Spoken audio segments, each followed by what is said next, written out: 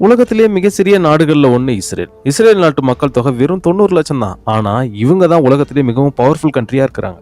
இவங்க எந்த அளவுக்கு பவர்ஃபுல் ஆனவங்கன்னா, இவங்களை சுத்தி இருக்கக்கூடிய 7 அரேபிய நாடுகளும் கூட்டு சேர்ந்து ஒரே நேரத்துல இவங்க மேல போரிட்டாங்க. அப்பயும் இஸ்ரேல தோக்கடிக்க முடியல. டெக்னாலஜி விஷயத்துல கூட இவங்களுக்கு போட்டியே இல்ல. விவசாயத்துல கூட இவங்கள மிஞ்ச ஆளே இல்ல. குடிக்க தண்ணியே கிடைக்காத ஒரு நாடா இருந்தாலும் பாலைவனத்துல கூட விவசாயம் பண்றாங்க. பால் உற்பத்தியில கூட இஸ்ரேல் தான் நம்பர் 1. அதே போல ஒரு புள்ளி விவரத்தின்படி அதிக அளவு போஸ்ட் கிராஜுவேட் படிச்சவங்க இஸ்ரேல்ல தான் இருக்கிறாங்க. இப்ப வரைக்கும் ஒரு 8 முறை அண்டை நாடுகளோடு போரிட்டும் ஒரு முறை கூட தோத்து போகாத ஒரே நாடு இஸ்ரேல் தான். காசா மேல நடத்தப்படுற துப்பாக்கி சூட்டை நிறுத்தணும்ட்டு உலக அளவுல 53 இஸ்லாமிய நாடுகள் ஒன்னு சேர்ந்து வான் பண்ணியும், ஏன் ஐநா சபை கூட எச்சரிக்கை பண்ணியும் எதுக்கும் அசங்காத நாடு இஸ்ரேல். இந்த நாட்டோட நடவடிக்கைகள்ல நமக்கு நிறைய முரண்பாடுகள் இருந்தாலும் இவங்களை பத்தி நிறைய விஷயங்களை நம்ம சொல்லிக்கிட்டே இருக்கலாம். இப்படி 1 கோடி அளவுக்கு கூட தொடாத மக்கள் தொகையை கொண்ட இஸ்ரேல் நாட்டை கண்டு ஏன் பெரிய பெரிய நாடுகள் எல்லாம் பயப்படுது? ஒரு காலத்துல ஃபுல்லா கடன்ல சிக்கிக்கிட்டு இருந்த இந்த நாடு இப்ப எப்படி இந்த ரேஞ்சுக்கு வளர்ந்து போச்சு? இவங்க கிட்ட இருந்து இன்னும் நம்ம என்னென்னலாம் கத்துக்கலாம் அப்படின்றத பத்தி தான் இந்த வீடியோல இருந்து நம்ம தெரிஞ்சுக்க போறோம். இஸ்ரேலோட வரலாற்றை கொஞ்சம் பார்த்தோம்னா 1948 அப்படின்னா நமக்கு சுதந்திரம் கிடைச்சி ஒரு 9 மாசத்துக்கு பிறகுதான் இஸ்ரேல்னே ஒரு நாடு உருவாகிச்சு. இஸ்ரேலுக்கு சுதந்திரம் கிடைச்சி 24 மணி நேரம் ஆகிறதுக்குள்ளாரையே அந்த நாட்டுக்கு பக்கத்துல இருந்த ஒரு 9 அரேபிய நாடுகள் இஸ்ரேல் மீது வார் ஸ்டார்ட் பண்றாங்க. அந்த சமயத்துல இஸ்ரேலிய நாட்டோட மக்கள் தொகை வெறும் 5 லட்சம் தான். ஆனா எதிரி நாடுகளோட மொத்த மக்கள் தொகை 6 கோடி. கிட்டத்தட்ட இஸ்ரேலோட 120 மடங்கு அதிகம். இந்த போர் நடந்த சமயத்துல உலகத்துல ஒரு நாடு கூட இஸ்ரேலுக்கு போயிட்டு ஆதரவா நிக்கல. ஏன் நம்ம இந்தியா கூட எதுவும் பேசல. இஸ்ரேல் தனியாவே போராடி ஜெயிச்சாங்க. அரேபிய நாடுகளும் தோத்து போனாங்க. அதுக்கு பிறகு ஒரு 7 முறை இஸ்ரேல் மீது தொடர்ந்து போர் நடத்தப்பட்டுச்சு. இப்படி போர் நடக்கிற ஒவ்வொரு முறையும் இஸ்ரேல் தான் ஜெயிச்சிட்டு வந்துச்சு. இப்ப வரைக்கும் ஒரு முறை கூட இஸ்ரேல் தோத்து போகல. 1989 இருந்து பாலஸ்தீனியர்கள் மட்டுமே 170 முறைக்கு மேல இஸ்ரேல் மீது தாக்குதல் நடத்திருக்காங்க. அதுக்கு இந்த இஸ்ரேல் நாடு செய்கிற இந்த பாலஸ்தீன ஆக்கிரமிப்பு தான் ஒரு காரணம்னு குற்றச்சாட்டு ஒரு புறம் வைக்கப்படுது. இப்படி இஸ்ரேலை யாரு எப்போ அட்டாக் பண்ணுவாங்கன்னு சொல்லவே முடியாது. சுத்தி எதிரிகள் தான். ஒவ்வொரு 10 வருஷத்துக்கும் ஒரு முறை கண்டிப்பா போரிட வேண்டிய நிலைமை தான் அங்க இருந்துட்டு இருந்துச்சு. சரி, இப்படி சுத்தி எதிரிகள் மத்தியில் இருக்கக்கூடிய ஒரு நாடு எப்படி இந்த அளவுக்கு டெவலப் ஆச்சு அப்படின்றத பத்தி பார்ப்போம். முதல்ல சயின்ஸ் அண்ட் எஜுகேஷன் விஷயத்துல பார்த்தோம்னா இஸ்ரேல்ல 99% அளவுக்கு எல்லாரும் படிச்சவங்க தான். இவங்களோட படிப்புன்றது நம்மள மாதிரி மார்க் சர்டிபிகேட் வாங்கி வச்சுக்கிற மாதிரி படிப்பு இல்ல. ஏன்னா 1960 இருந்து இப்போ வரைக்கும் இஸ்ரேலை சேர்ந்த ஒரு 13 பேருக்கு நோபல் பரிசு கிடைச்சிருக்கு. 120 கோடி மக்கள் தொகை கொண்ட நம்ம நாட்டுல 1930க்கு பிறகு இப்ப வரைக்கும் சயின்ஸ்ல ஒரு நோபல் பரிசு கூட யாரும் பெற முடியல. ஆனா 2004 இருந்து இப்ப வரைக்கும் இந்த சயின்ஸ்ல மட்டும் இஸ்ரேலுக்கு 6 நோபல் பரிசு கிடைச்சிருக்கு. அது மட்டும் இல்லாம வேர்ல்டுல இருக்கக்கூடிய டாப் 100 யூனிவர்சிட்டிஸ்ல இஸ்ரேலுக்கு சொந்தமான ஒரு 3 யூனிவர்சிட்டிஸ்கள் அந்த லிஸ்ட்ல இடம்பெற்றிருக்கு. இஸ்ரேலை விட 150 மடங்கு பெரிய நாடான நம்ம நாட்டுல இருந்து ஒரு யூனிவர்சிட்டி கூட இந்த டாப் 100 யூனிவர்சிட்டியில இடம் பிடிக்கல. அது மட்டும் இல்ல, சொந்தமா சேட்டலைட்ஸ்களை தயாரிச்சு ஸ்பேஸுக்கு அனுப்புற டெக்னாலஜி உலக அளவுல வெறும் 10 நாடுகள் கிட்ட தான் இருக்கு. இதுல இஸ்ரேலும் ஒண்ணு. 1988 இருந்து இப்ப வர இஸ்ரேல் 13 சேட்டலைட்டுகளை ஸ்பேஸுக்கு அனுப்பியிருக்கு.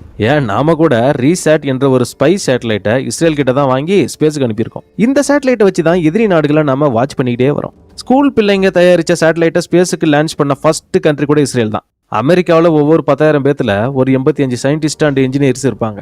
ஜப்பான்ல ஒரு 10,000 பேத்துல 83 சயின்டிஸ்ட் அண்ட் இன்ஜினியர்ஸ் தான் இருப்பாங்க. ஆனா இஸ்ரேல்ல ஒவ்வொரு 10,000 பேர்ல 140 சயின்டிஸ்டுகள் அண்ட் இன்ஜினியர்ஸ்கள் இருக்கிறாங்க. இதை வச்சு நீங்க புரிஞ்சுக்கலாம் இஸ்ரேலோட எஜுகேஷன் சிஸ்டம் எந்த லெவலுக்கு இருக்குன்னு. இதுக்கு மெயின் காரணம் என்னதுன்னா இஸ்ரேலோட கவர்மெண்ட் தான். ஏன்னா 1950-60களில் இவங்களோட பட்ஜெட்ல 30% ஸ்கூல்ஸ்க்கும் அப்புறம் யூனிவர்சிட்டிஸ் டெவலப்மெண்ட்டுக்காகவே செலவு பண்ணாங்க. அடுத்து இஸ்ரேலோட அக்ரிகல்ச்சர் பத்தி பார்ப்போம். இஸ்ரேல்ல இருக்கக்கூடிய 66% நிலம் எல்லாம் பாலைவனம் தான். இங்க மழை கூட ரொம்ப கம்மியா தான் பெய்யும். குடிக்க கூட இவங்களுக்கு தண்ணி கிடைக்காம பக்கத்துல இருக்கக்கூடிய கடல்ல இருக்கிற உப்பு தண்ணியை எடுத்து அதுல உப்பை சுத்திகரிப்பு பண்ணி அதை தான் குடிக்கிற தண்ணியை யூஸ் பண்ணிட்டு வராங்க. குடிக்கவே தண்ணி இல்ல, இவங்க எப்படி விவசாயம் எல்லாம் பண்றாங்க அப்படின்னு யோசிக்கிறீங்களா? இங்க இஸ்ரேல்ல வீட்டுக்கு யூஸ் பண்ற 60% வாட்டர், அப்புறம் ஃபேக்டரிஸ்ல யூஸ் பண்ற 85% வாட்டர், இதுக்கெல்லாம் கடல்ல இருந்து தண்ணியை எடுத்து டிசாலினேட் பண்ணி தான் யூஸ் பண்றாங்க. இப்ப நம்ம கழிவு நீர்ல 20% நீரை சுத்திகரிப்பு பண்றதுக்கே ரொம்ப கஷ்டப்படுறோம். ஆனா இஸ்ரேல்ல 97% தண்ணீரை பியூரிபிகேஷன் பண்ணி அதே தண்ணியில தான் விவசாயத்தையும் பண்ணிக்கிறாங்க. இப்ப குளிக்கிற தண்ணி, பாத்திரம் விளக்குற தண்ணி, இது எல்லாத்தையும் வச்சு விவசாயத்தை முடிச்சிடறாங்க. இஸ்ரேல் விவசாயத்துக்காக யூஸ் பண்ற வாட்டர்ல 55% தண்ணீர் இப்படி ட்ரைனேஜ் வாட்டர்ல இருந்து தான் பியூரிபிகேஷன் பண்ணி அதை யூஸ் பண்ணிட்டு வராங்க. நாம இங்கெல்லாம் இந்த ட்ரைனேஜ் வாட்டரை சாக்கடை அப்படின்னு சொல்லி அதை ஆத்துல விட்டு ஆத்தையும் வீணாக்கிறோம். ஆனா இவங்கள பாருங்க, அதே கழிவு நீரை பியூரிபிகேஷன் பண்ணி அருமையான ஒரு விவசாயத்தை பண்ணிட்டு வராங்க. இவங்கள்ட்ட இன்னொரு மெயின் விஷயம் என்னதுன்னா, இவங்களுக்கு தேவையான 90% உணவுப் பொருட்களை இவங்களே சொந்தமா விவசாயம் பண்ணி தயாரிச்சுக்கிறாங்க. இவங்க பண்ற இந்த உற்பத்தியில 45% காய்கறிகளாக அறுவடை பண்ணிக்கிறாங்க. அது மட்டும் இல்ல, US, UK போன்ற டெவலப்டு கண்ட்ரீஸ்ல கூட 30% வாட்டர் லீக்கேஜ் ஆலேயே வேஸ்ட் ஆயிடுது. ஆனா இஸ்ரேல்ல 7% வாட்டர் மட்டும்தான் லீக்கேஜ் ஆல வேஸ்ட் ஆகுது. தண்ணீரை எந்த அளவுக்கு யூஸ் பண்ணிக்க முடியும்ன்றது இஸ்ரேலுக்கு தெரிஞ்ச அளவுக்கு வேற எந்த நாட்டுக்கும் தெரியறது இல்லைன்னே சொல்லலாம். அதனால தான் இந்த நீரை ரீசைக்கிளிங் பண்ற நாடுகள்ல இஸ்ரேல் தான் உலக அளவுல நம்பர் 1 இருக்கு. இந்த சொட்டு நீர் பாசனத்தை கண்டுபிடிச்சது கூட இவங்க தான். இந்த சிஸ்டம் மூலமா இவங்க 70% விட கொஞ்சமான வாட்டரை யூஸ் பண்ணி விவசாயத்தை பண்ணிட்டு வராங்க. கடந்த 4 வருஷத்துல இவங்களுடைய தண்ணீர் பாசனத்துல எந்த மாற்றமுமே இல்லாம இந்த ஜிடிபில மட்டும் 300% அளவுக்கு டெவலப் ஆன ஒரே நாடு இஸ்ரேல் தான். ஒரே ஒரு முறை நீங்க இந்த கிராஃபை பார்த்தாலே உங்களுக்கு கிளியரா புரிஞ்சிடும். இந்த இஸ்ரேல் விவசாயத்துக்காக 1986ல எந்த அளவுக்கு தண்ணீர் யூஸ் பண்ணிருக்காங்களோ இப்பவும் அதே அளவுக்கு தான் தண்ணீரை யூஸ் பண்ணிட்டு வராங்க. ஆனா உற்பத்தி மட்டும் பாத்தீங்கன்னா 40% அளவுக்கு பெருகி போயிருக்குது. அது மட்டும் இல்ல, உலகத்திலேயே அதிக அளவு பால் உற்பத்தி பண்ற மாடுகள் இஸ்ரேல்ல தான் வளர்க்கப்படுது. ஒரு இஸ்ரேல் நாட்டோட மாடு வருஷத்துக்கு ஆவரேஜா 12,000 கேஜ் அளவுக்கு மில்க உற்பத்தி பண்ணுது. இது ஆஸ்திரேலியா போன்ற டெவலப்டு கண்ட்ரீஸ்களை விட ரெட்டிப்பு மடங்கு வளர்ச்சியா இருக்கு. பொதுவா உலக அளவுல ஹெக்டருக்கு ஆவரேஜா 50 டன் அளவுக்கு தக்காளி உற்பத்தி பண்றாங்க. ஆனா இதே மாதிரி இஸ்ரேல்ல வந்து பாத்தீங்கன்னா இந்த கிரீன் ஹவுஸ்ல ஹெக்டருக்கு 300 டன் அளவுக்கு தக்காளியை அறுவடை பண்றாங்க. ஒரு சின்ன நாடே பாலைவனம், குடிக்க கூட தண்ணி இல்ல. இந்த மாதிரி நிலைமையில கூட இஸ்ரேல் உலகத்துக்கே விவசாயம்னா எப்படி செய்யணும்னு காட்டிட்டு வராங்க. சரி, அடுத்து இஸ்ரேலோடைய டிஃபென்ஸ் செக்டார் பத்தி பார்ப்போம். சுத்தி இவ்வளவு எதிரி நாடுகள் இருந்தும் இவங்களால இஸ்ரேல டச் கூட பண்ண முடியல. அதுக்கு இஸ்ரேலோட ஆர்மி பலம் தான் காரணம். இஸ்ரேல் உலக அளவுல ரொம்ப சின்ன நாடு தான். ஆனா அவங்களுடைய ஏர்ஃபோர்ஸ் உலக அளவுல 9வது மிகப்பெரிய அமைப்பா இருக்கு. உலக அளவுல வேகமா முடிவெடுக்கக்கூடிய ஆர்மினா அது இஸ்ரேல் ஆர்மி தான். அதே போல உலகத்தையே கவர் பண்ற போல ஆன்டி பாலிஸ்டிக் டிஃபென்ஸ் சிஸ்டம் இருக்கிற ஒரே நாடு இந்த இஸ்ரேல் நாடு மட்டும்தான். அப்படின்னா யாராவது இஸ்ரேல் மேல ராக்கெட் விட்டுட்டா இந்த ஆன்டி பாலிஸ்டிக் டிஃபென்ஸ் சிஸ்டம் அந்த ராக்கெட்டை அப்படியே அந்த இடத்துலயே அடிச்சு தூக்கிடும். இவங்க தயாரிக்கிற இந்த அயன் டோம் உலகத்துக்கே இஸ்ரேலோட பலம்னா என்னன்னு காட்டிட்டு இருக்கு. இவங்களுக்கு தேவையான ஆயுதங்களை மட்டும் தயாரிக்காம தயாரிச்ச ஆயுதங்கள்ல 80% வேற நாடுகளுக்கு வித்துட்டு வராங்க. 2020ல மட்டும் இஸ்ரேல் 59,000 கோடி மதிப்புள்ள ஆயுதங்களை வேற பல நாடுகளுக்கு விற்பனை பண்ணியிருக்காங்க. 120 கோடிக்கு மேல மக்கள் தொகை இருக்கிற நம்ம நாட்டுல ஆயுதங்கள் ஏற்றுமதி பண்ற நாடுகளோட லிஸ்ட்ல நாம 23வது இடத்துல இருக்கிறோம். ஆனா வெறும் 90 லட்சம் மக்கள் தொகை இருக்கக்கூடிய இஸ்ரேல் இந்த லிஸ்ட்ல 8வது பிளேஸ்ல இருக்கிறாங்க. தற்போது இஸ்ரேல் ஒரு 16 நாடுகளுக்கு ஆயுதம் ஏற்றுமதி பண்ணிட்டு வராங்க. இப்படி இஸ்ரேல்ல இருந்து ஆயுதங்கள் வாங்கின நாடுகள்ல நம்ம நாடு தான் டாப்ல இருக்கு. நாம இப்ப வரைக்கும் வாங்கின ஆயுதங்கள்ல 30% ஆயுதங்கள் இஸ்ரேல்ல இருந்து தான் வாங்கிட்டு வரோம். அவங்க விற்கிறதுல டாப்பா இருக்கிறாங்க, நம்ம வாங்குறதுல டாப்பா இருக்கிறோம். இப்படி இஸ்ரேல் நமக்கு மட்டும் இல்ல, US போன்ற வல்லரசு நாட்டுக்கே 10% ஆயுதங்களை எக்ஸ்போர்ட் பண்ணிட்டு இருக்காங்க. ஆயுதங்கள் மட்டும் இல்ல, இந்த ட்ரோனை தயாரிக்கிறதுல கூட இஸ்ரேல் தான் நம்பர் 1. 1985ல இருந்து 2014 வரைக்கும் மார்க்கெட்ல விற்கப்பட்ட ட்ரோன்ஸ்ல 60% ட்ரோன்ஸை இஸ்ரேல் தான் தயாரிச்சிருக்காங்க. ரீசெண்டா நாம கூட இவங்க கிட்ட இருந்து தான் ட்ரோன்ஸை வாங்கிட்டு வரோம். 90 லட்சம் மக்கள் தொகை கொண்ட இந்த நாட்டுல 35 லட்சம் பேர் ஆர்மிலேயே ஒர்க் பண்றாங்க. ஏன்னா இஸ்ரேல் நாட்டோட பையனோ பொண்ணோ 18 வயசை தாண்டியாச்சுன்னா கம்பல்சரி ஆர்மில ஒர்க் பண்ணி தான் ஆகணும். பசங்கன்னா ஒரு 3 வருஷம் வேலை பார்த்தாகணும், பொண்ணுங்கன்னா ஒரு 2 வருஷம் ஒர்க் பண்ணணும். இதுல பெரிய சினிமா நடிகரோட மகனா இருந்தாலும் சரி, பெரிய கோடீஸ்வரனோட மகளா இருந்தாலும் சரி, ஏன் பிரைம் மினிஸ்டரோட பிள்ளைங்களா இருந்தாலும் சரி, ஆர்மில கட்டாயம் ஒர்க் பண்ணி தான் ஆகணும். அதனாலதான் இவங்க நாட்டுல பிரதம மந்திரியா இருக்கிறவர் கூட ஒரு காலத்துல இங்க மிலிட்டரியில ஒர்க் பண்ணவரா தான் இருந்திருப்பாரு. இந்த ரூல்ஸால தான் இஸ்ரேல்ல இருக்கக்கூடிய ஒவ்வொருத்தருமே 18 வயசுலயே ஒரு பிரச்சனை எப்படி ஹேண்டில் பண்ணணும்னு தெரிஞ்சு வச்சிருக்காங்க. நாடுனா முதல்ல என்னன்னு தெரிஞ்சிருக்காங்க. இதுல ரொம்ப இன்ட்ரெஸ்டிங்கான விஷயம் என்னதுன்னா, இஸ்ரேல்ல இருக்கக்கூடிய ஒவ்வொருத்தருக்குமே துப்பாக்கியை எப்படி ஹேண்டில் பண்ணணும்னு தெரிஞ்சிருக்கும். ஏன்னா தேவைப்பட்டுச்சுன்னா அந்த நாட்டுல இருக்கக்கூடிய ஒவ்வொருத்தருமே சடனா போர் வீரராக கூட மாறிடுவாங்க. அடுத்து இந்த இஸ்ரேல்ல இருக்கக்கூடிய ஸ்டார்ட் அப்ஸை பத்தி பார்ப்போம்.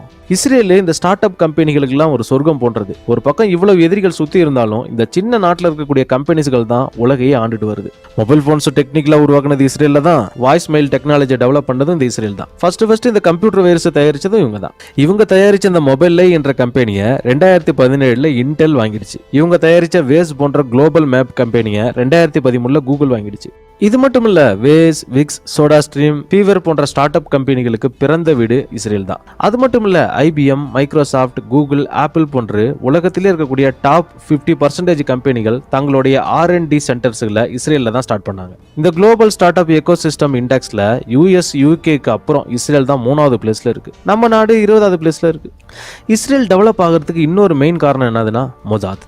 நம்ம நாட்டில் ரா ஏஜென்சி எப்படியோ அதே மாதிரி தான் மொசாத் இஸ்ரேலுக்கு. மொசாத்னா மரணம்னு அர்த்தம். இஸ்ரேலுக்கு எதிராக இருக்கிறவங்க யாரையும் இந்த மொசாத் விட்டு வைக்காதுன்னு அர்த்தம். உலகத்திலேயே டாப் 5 உளவுத்துறை அமைப்புகள்ல இந்த மொசாத்தும் ஒன்று. இஸ்ரேலுக்கு துரோகம் பண்ணவங்க யாரா இருந்தாலும் சரி, அவங்க எந்த நாட்டுல எங்க போய் ஓடி ஒளிஞ்சிட்டாலும் சரி, இந்த மொசாத் அவங்கள தேடி போய் கொன்னே தீருவாங்க. இவங்க பண்ண ஆபரேஷன் பத்தி படிச்சீங்கன்னா இந்த ஜேம்ஸ் பாண்ட் படம்லாம் சும்மா அப்படின்னு நினைப்பீங்க. 1960 ஒரு காலத்துல லட்சக்கணக்கான யூதர்களுடைய சாவுக்கு காரணமாக இருந்த அடால்ஃப் எச்மேன் என்றவர் அர்ஜென்டினால பதுங்கியிருக்காருன்னு கண்டுபிடிச்சு மொசாத் அவரை தேடி பிடிச்சி அவரை திரும்பி இஸ்ரேலுக்கே கூட்டு வந்து கொலை பண்ணாங்க.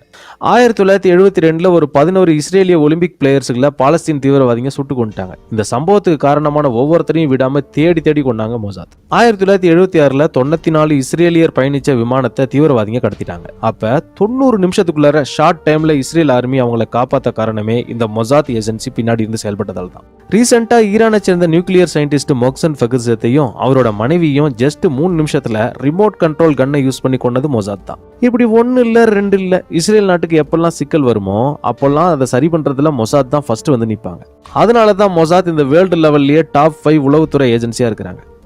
கடைசியா இஸ்ரேலோட சைபர் செக்யூரிட்டி பத்தி பார்ப்போம். இந்த சின்ன நாட்டுல கிட்டத்தட்ட 500க்கும் மேற்பட்ட சைபர் செக்யூரிட்டி கம்பெனிஸ்கள் இருக்கு. இந்த உலகத்திலே 7000 கோடி அளவுக்கு வருமானம் உள்ள சைபர் செக்யூரிட்டி கம்பெனிஸ்களே கொஞ்சம் தான். அந்த கொஞ்சத்துல கூட 33% கம்பெனிகள் இந்த இஸ்ரேல்லே இருக்கு. இஸ்ரேல் ஒவ்வொரு வருஷமும் 70,000 கோடி மதிப்புள்ள சைபர் செக்யூரிட்டி சொல்யூஷன்ஸை வேற நாடுகளுக்கு வித்துட்டு வியாபாரம் பண்றாங்க. இந்த உலக அளவுல சைபர் செக்யூரிட்டிக்காக செலவு பண்ற ஒவ்வொரு 100 ரூபாயிலையும் 40 ரூபாய் இந்த இஸ்ரேல் கம்பெனிக்கு தான் போய் சேருது. இந்த இஸ்ரேல் இப்படி சைபர் உலகத்துல ஒரு கிங்கா மாற மெயின் ரீசன், இங்க ஹை ஸ்கூல்ல இருந்தே இந்த சைபர் செக்யூரிட்டியை ஒரு ஆப்ஷனல் சப்ஜெக்டா வச்சிருக்காங்க. இந்த நாட்டில் இருக்கக்கூடிய பல யூனிவர்சிட்டிஸ்கள்லாம் அண்டர் கிராஜுவேஷன்லயே இன்டர்நெட் சைபர் செக்யூரிட்டி கோர்ஸ் சொல்லி தராங்க. இந்த உலகத்திலேயே சைபர் செக்யூரிட்டியில PhD கொடுத்த ஃபர்ஸ்ட் நாடும் இஸ்ரேல் தான். இப்படி சின்ன நாடா இருந்தாலும் நம்மை போன்ற ஒரு பெரிய நாட்டுக்கு இவங்க முன் உதாரணமா தான் இருந்துட்டு வராங்க. ஆனா இதுல பேட் லக்கான விஷயம் என்னதுன்னா, இப்ப வர ஒரு 24 நாடுகள் இஸ்ரேல ஒரு நாடாவே ஏத்துக்கல. முன்னாடி நம்ம நாடு கூட இதை ஏத்துக்கல. 1947 இஸ்ரேல் நாட்டுக்கு எதிராக UN ஓட்டு போட்ட நாடுகள்ல நம்மளும் ஒருத்தவங்க தான். ஏன்னா இஸ்ரேல ஒரு சுதந்திர நாடா நம்ம ஏத்துக்கவே சில வருடங்கள் தேவைப்பட்டுச்சு. ஏன்னா இஸ்ரேல் ஒரு யூத மத நாடு, இவங்க பாலஸ்தீனத்தை ஆக்கிரமிப்பு பண்றத ஒரு குற்றச்சாட்டு இருக்கு. இதனால முஸ்லீம் நாடுகளோட சண்டை சச்சரவா அங்க போயிட்டு இருக்கு. இந்த மதவாத அரசியலோட தாக்கம் இந்திய அரசியலை பாதிச்சிடும்னு கடந்த 70 வருஷமா இந்திய பிரதமர்கள் யாருமே அந்த நாட்டுக்கு போனதே இல்லை. இப்ப ரீசெண்டா தான் தற்போதைய பிரதமர் நரேந்திர மோடி கூட அங்க போயிட்டு விசிட் பண்ணியிருந்தார். அதே போல இஸ்ரேலும் நம்ம நாட்டுக்கு நிறைய ஹெல்ப் பண்ணியிருக்காங்க. 1962 சீனாவோட போர் நடந்த சமயத்துல சீனா பத்தின பல ரகசிய தகவல்களை இந்தியாவுக்கு சொன்னது இஸ்ரேல் தான். 1971 1999 நடந்த பாகிஸ்தான் போர் சமயத்துல நமக்கு தேவையான போர் ஆயுதங்களை உடனுக்குடன் சப்ளை பண்ணதும் இஸ்ரேல் தான். அதனால இப்போதும் இந்தியா இஸ்ரேலோட நல்ல ஃப்ரெண்ட்ஷிப்பை மெயின்டைன் பண்ணிட்டு தான் வராங்க. ஃப்ரெண்ட்ஸ், இந்த வீடியோ உங்களுக்கு ரொம்ப இன்ஃபர்மேட்டிவா இருக்கும்னு நான் நம்புறேன். இந்த வீடியோ உங்களுக்கு பிடிச்சிருந்தா லைக் பண்ணுங்க, ஷேர் பண்ணுங்க. இது வரைக்கும் நம்ம சேனலை நீங்க சப்ஸ்கிரைப் பண்ணலனா சப்ஸ்கிரைப் பண்ணுங்க. நம்ம வீடியோஸ் அப்லோட் ஆனதும் நோட்டிஃபிகேஷன்ல வந்து தெரியணும்னா சப்ஸ்கிரைப் பட்டன் பக்கத்துல உள்ள பெல் ஐகானை கிளிக் பண்ணுங்க. தேங்க்யூ.